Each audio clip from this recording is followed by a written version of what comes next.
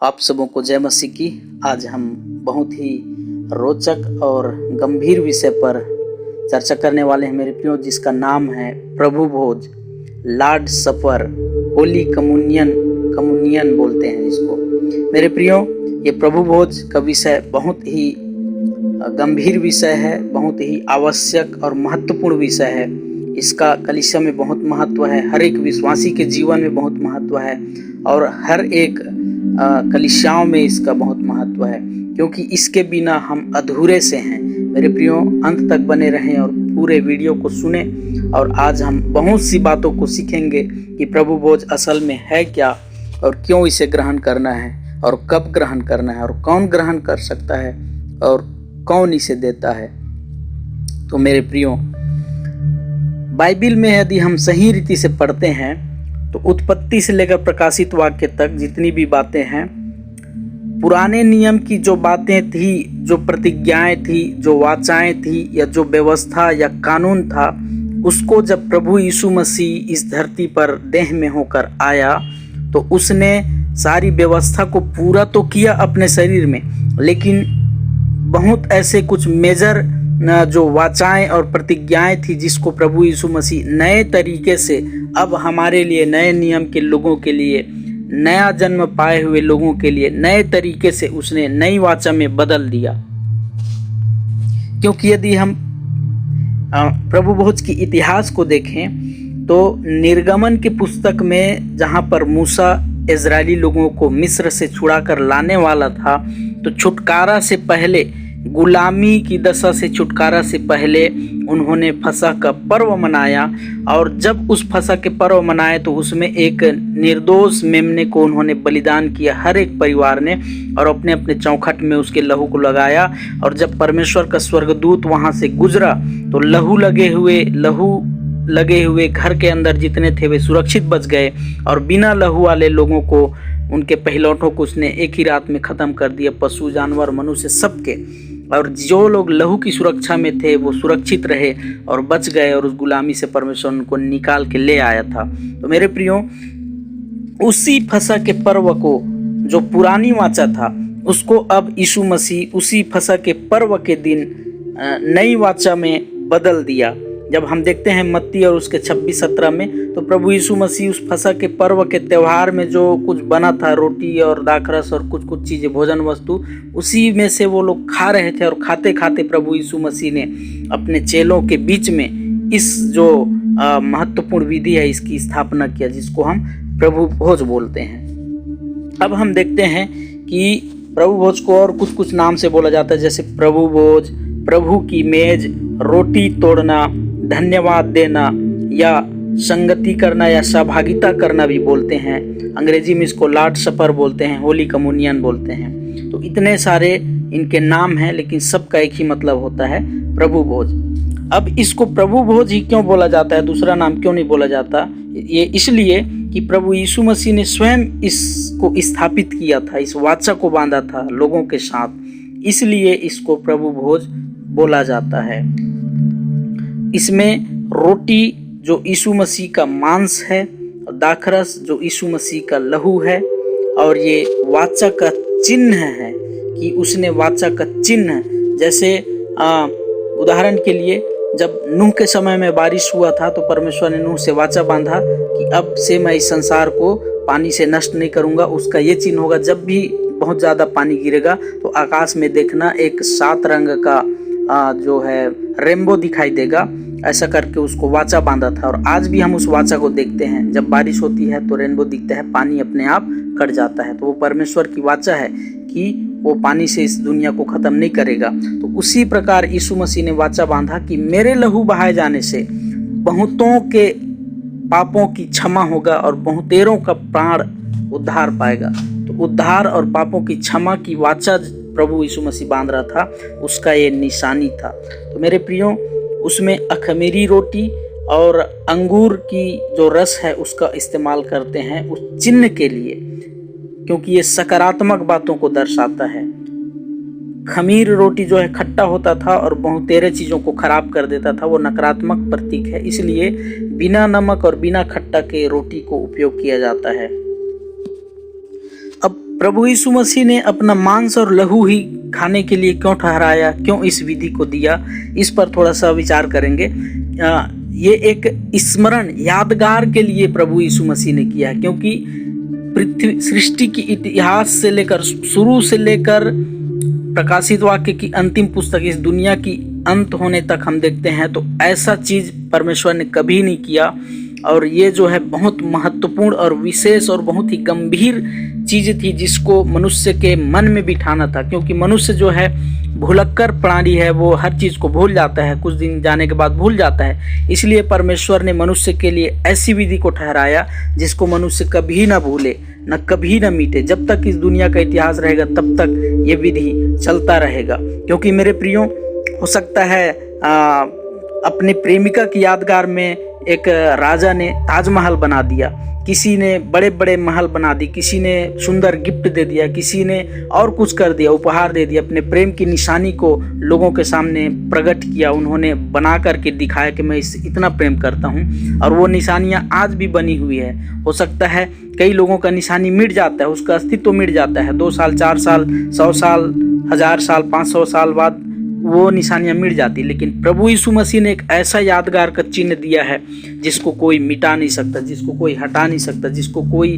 कहीं पर कमी घटी नहीं। ये हर एक देश में और हर एक लोगों को सरल और सहज तरीके से उपलब्ध होने वाला एक ऐसे चीज़ों का प्रभु ने प्रबंध किया जो न केवल रोटी है, न केवल दाखरस है, परंतु वो स्वयं यीशु मसीह का देह का मांस और उसके देह का लहू है। इस प्रकाशन के साथ जब हम उसको ग्रहण करते हैं तो वो हमारे जीवन में काम करता है, आशीष को लाता है। अब इसको कौन ग्रहण कर सकता है?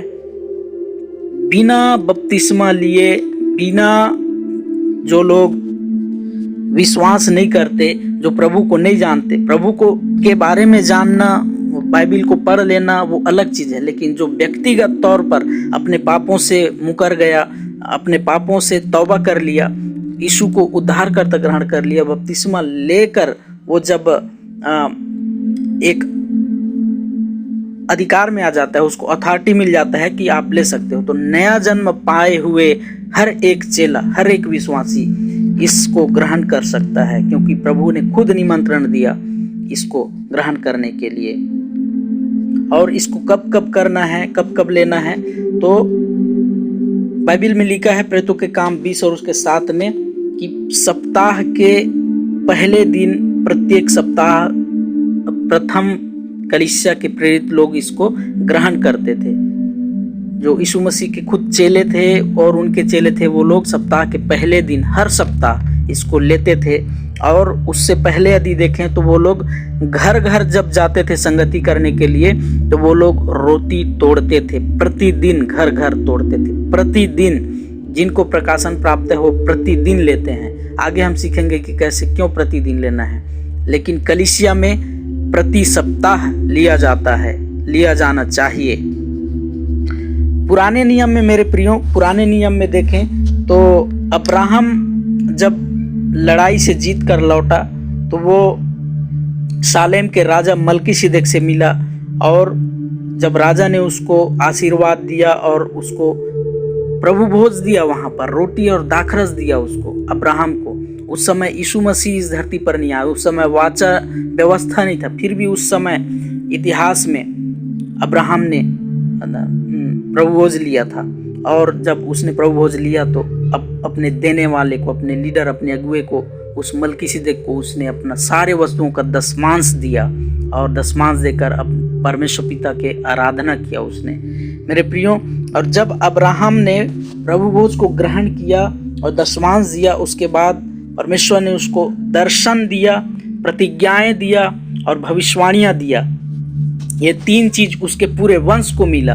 अब्राहम के बाद इसहाक, याकूब, और याकूब के वंश जितने हुए वो सब कनान पर, क्योंकि अब्राहम ही को वाचा दिया गया था, प्रतिज्ञा दिया गया था और दर्शन भी दिखाया था, और वो चीज उनके वंश पर पूरा हुआ।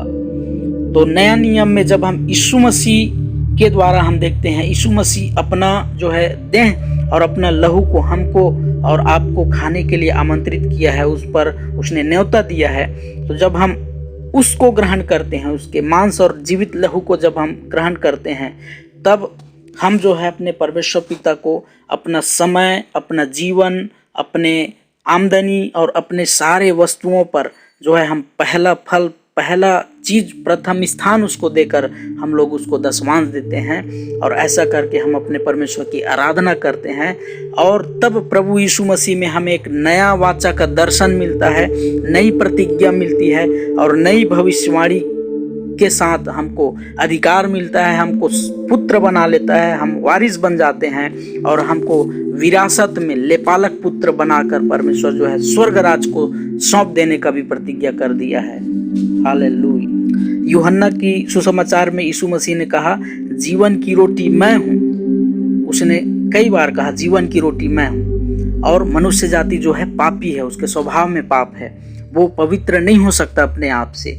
जैसे हमको प्रतिदिन इस शरीर को भला चंगा स्वस्थ रखने के लिए, बल पाने के लिए, ऊर्जा पाने के लिए हम भोजन और पानी पीते हैं, खाते हैं, उसी प्रकार मेरे प्रियो हमारे प्राण और आत्मा को भोजन और पानी के लिए हमको पवित्र जीवन और अनंत जीवन पाने के लिए यीशु मसीह पर निर्भर रहना पड़ता है। जब हम प्रभु भोज को ग्रहण करते हैं तो ये बात हमको याद दिलाता है कि हम आत्मा और प्राण को जिंदा और बलवान रखने के लिए, पवित्र और अनंत जीवन के लिए हमको यीशु मसीह पर निर्भर रहना पड़ता है। जैसे संसार में हम भोजन पर निर्भर हैं, उसी प्रकार हम यीशु मसीह पर भी निर्भर हैं। यीशु मसीह के जब प्रभु भोज में हम उसको ग्रहण करते हैं तो हमें क्षमा का आश्वासन मिलता है कि हम क्षमा पा चुके हैं। अब हमको बार बार क्षमा मांगने की जरूरत नहीं है, क्योंकि हमारे पापों का क्षमा हो चुका है। अब हमें विजय में हम प्रवेश कर चुके हैं। हमारे जीवन में हर क्षेत्र में विजय आ चुका है। हमारे जीवन में एक आशा है कि हमको अनंत जीवन मिलेगा और हमारा ये जो जीवन है पहले जैसा नहीं है और अब हम बदल चुके हैं, ये आशा है हमारे जीवन में। अब हमको आनंद मनाने का विषय है, आनंद से उसको ग्रहण करने का विषय है। हमें गंभीर होकर नहीं, आंसू बहा बहा कर नहीं, हमको निराश और उदास और मजबूरी में होकर नहीं, एक दूसरे को देखकर नहीं कि अरे महीना तो है, अब पहले महीने में प्रभु भोज दिया जाता है, चलो चले जाते हैं, 2-3 सप्ताह से चर्च नहीं गए, और ऐसे करके लोग जो है दूसरे को देखकर, दूसरे की तुलना करके आते हैं, क्योंकि उनको सही प्रकाशन ही नहीं पता, सही चीज पता ही नहीं है, सही शिक्षा ही नहीं है, मालूम नहीं है, इसलिए वो लोग दूसरों को देखा इसलिए में आकर के उसको ग्रहण करते। मेरे प्रियो, आपको सही प्रकाशन के साथ, सही वचन की शिक्षा और ज्ञान के साथ उसको ग्रहण करना है, क्योंकि वो आनंद का विषय है। बड़े उत्साह के साथ उसको लेना है कि ओहो, मैं तो पापी था लेकिन प्रभु ने मुझे बचा लिया, अब मैं इस लहू और इस मांस को ग्रहण करूंगा तो मैं प्रभु का परिवार बन जाता हूँ। मेरे प्रियो, मैं उसका देह का सदस्य बन जाता हूँ, मैं उसके देह के साथ जुड़ गया, मैं यीशु मसीह का डीएनए मेरे अंदर आ गया, पाप का डीएनए हट गया, आदम का डीएनए हट गया, अब यीशु मसीह का डीएनए, यीशु मसीह का लहू मेरे अंदर दौड़ रहा है, क्योंकि लहू के द्वारा हमारा रिश्ता जुड़ता है। हालेलुया।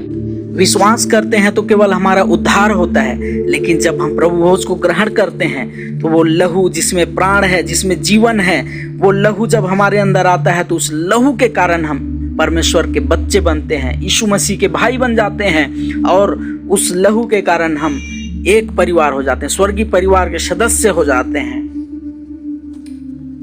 क्योंकि उसने हमें चुन लिया, उसने अपना परिवार, अपना संतान, अपनी कलीसिया, अपना सब कुछ बना लिया।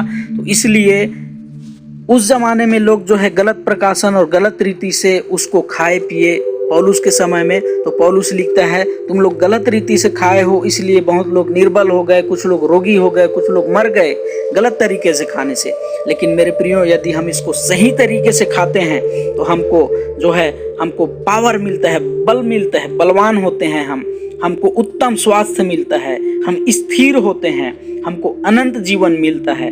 यूहन्ना उसके 6 और उसके 56, 57, 58 वचन में लिखा है, हम स्थिर हो जाते हैं, हमको अनंत जीवन मिलता है, हमको प्रतिज्ञाएं मिलती है। ये सही प्रकाशन के साथ हमको लेना है। जब हम भोजन करते हैं तो हमारे शरीर में बल मिलता है, लेकिन जब हम मांस और लहू को ग्रहण करते हैं तो हमारा प्राण और आत्मा जो है बलवान होता है, वो और पावरफुल होता है। और जब हम इसको ग्रहण करते हैं प्रभु भोज को, तो हम एकता में आते हैं, मेल मिलाप में आते हैं, हमको कलीसियाओं के साथ एक देह में जोड़ देता है। जब हम इसको प्रभु भोज को ग्रहण करते हैं तो विशेष तरीके से परमेश्वर पिता स्वयं हमारे अंदर में जाता है और हमारे बीच में उपस्थित रहता है और ये वाचा को बार बार हमको याद दिलाता है। जब भी हम खाएं और पिएं तब हम उसको याद करें कि मैं पापी था, लेकिन परमेश्वर ने मेरे लिए ऐसा उपाय किया कि मैं आज धर्मी और पवित्र बन गया हूँ, मैं उसका बच्चा बन गया हूँ। इस बात को हमको याद करना है, न केवल प्रभु भोज को खाते पीते समय, परंतु हम जब भी कुछ भी चीज़ खाते हैं और पीते हैं उस समय हमारे मन में ये चीज़ आना है और याद करना है उसको हमको कि परमेश्वर पिता ने कैसे मुझे नरक जाने से, उस अनंत मृत्यु से बचा लिया, कैसे मेरे पाप को क्षमा कर दिया और कैसे मुझसे प्रेम करता है और कैसे वो मुझे लेने के लिए आने वाला है, क्योंकि हम उसकी बाट जोह रहे हैं। और जब हम इसको खाते और पीते हैं तो वचन में लिखा है हम उसकी मृत्यु का और उसकी पुनरुत्थान का प्रचार करते हैं और उसके आने की बाट जोहते हैं, क्योंकि यीशु मसीह ने स्वयं कहा जब तक वो दिन नहीं आएगा तब तक मैं इसमें दोबारा सहभागी नहीं होऊंगा। मतलब एक दिन और ऐसा आने वाला है फ्यूचर में जब उसकी कलीसिया और प्रभु यीशु मसीह मिलकर इस भोज में फिर से सम्मिलित होंगे। कितनी धन्य आशा है मेरे प्रियो, इस आशा के साथ हम इसको ग्रहण करें। जब हम इसको ग्रहण करते हैं प्रभु भोज को, तो प्रभु भोज जो है हमारे भूतकाल के महत्व को याद दिलाता है कि हम पहले कैसे थे, हमको उस समय याद करना है। वर्तमान को याद दिलाता है कि अब हम कितने धन्य और आशीषित लोग हैं, हमारा जीवन कैसा अब धन्य है, हम आशा में जी रहे हैं, हम प्रेम में जी रहे हैं, हम एक नई प्रतिज्ञा में जी रहे हैं। इस बात को याद दिलाता है। और प्रभु जो है हमारे भविष्य को याद दिलाता है कि भविष्य हमारा ये है कि हम प्रभु के साथ अनंत में रहेंगे, उसकी महिमा करेंगे, उसकी आराधना करेंगे और स्वर्ग में हम हमेशा उसके साथ रहेंगे। ऐसा हमको भविष्य की याद दिलाता है। जैसे आदम और परमेश्वर का रिश्ता पाप में गिरने से पहले था, उसका जो संबंध था वो प्रतिदिन मिलते थे, वैसे ही आज हमें यीशु मसीह के देह और उसके लहू को ग्रहण करने के बाद जैसा आदम का रिश्ता था और जैसे यीशु मसीह का रिश्ता और परमेश्वर पिता का रिश्ता है, वैसे रिश्ते में आते हैं, हम वारिस बन जाते हैं, हम अधिकारी बन जाते हैं, हम पुत्र में आ जाते हैं, हम जो है स्वर्ग के प्रतिनिधि बन जाते हैं। हमको बहुत सारा पार्टनरशिप, बहुत सारा हमको अधिकार, बहुत सारा हमको पद प्रतिष्ठा, बहुत कुछ मिलता है। मेरे प्रियो आप वचन में पढ़िए तो मेरे प्रियो आप सही प्रकाशन, सही शिक्षा और सही मेंटालिटी के साथ लीजिए और इसको जो है ये सब चीज़ जानने के बाद प्रतिदिन लेना है, क्योंकि जब हम उसको लेंगे तो हम बलवान बनते हैं। ये आनंद और उत्साह के साथ लेना है, निराशा के साथ, आंसू के साथ नहीं, परंतु आनंद के साथ कि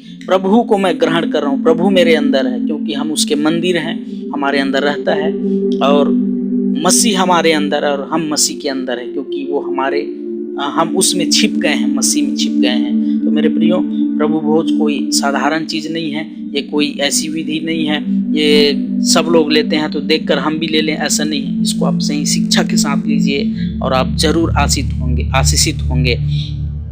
इसको गलत तरीके से नहीं परंतु सही तरीके से लीजिए और सही तरीका ये है कि सही शिक्षा और सही प्रकाशन के साथ उसके याद में लीजिए, उसकी आज्ञा को पालन करिए, उसकी मृत्यु का प्रचार करिए और खाने पीने के लिए नहीं परंतु सही मर्म को समझ कर लीजिए, क्योंकि ये देह से जोड़ता है, ये रिश्ता बनाता है, परिवार बनाता है, स्थिर करता है, अनंत जीवन देता है और हमारे जीवन में बना रहता है। और रोटी और दाखरस केवल साधारण रोटी और दाखरस नहीं है, उसको चिन्ह समझकर मत लीजिए, परंतु ये मांस और उसका लहू है, इस प्रकाशन के साथ लीजिए और तब परमेश्वर का लहू और मांस आपके जीवन में काम करेगा। परमेश्वर इस वचनों के द्वारा आप सबको आशीष दे।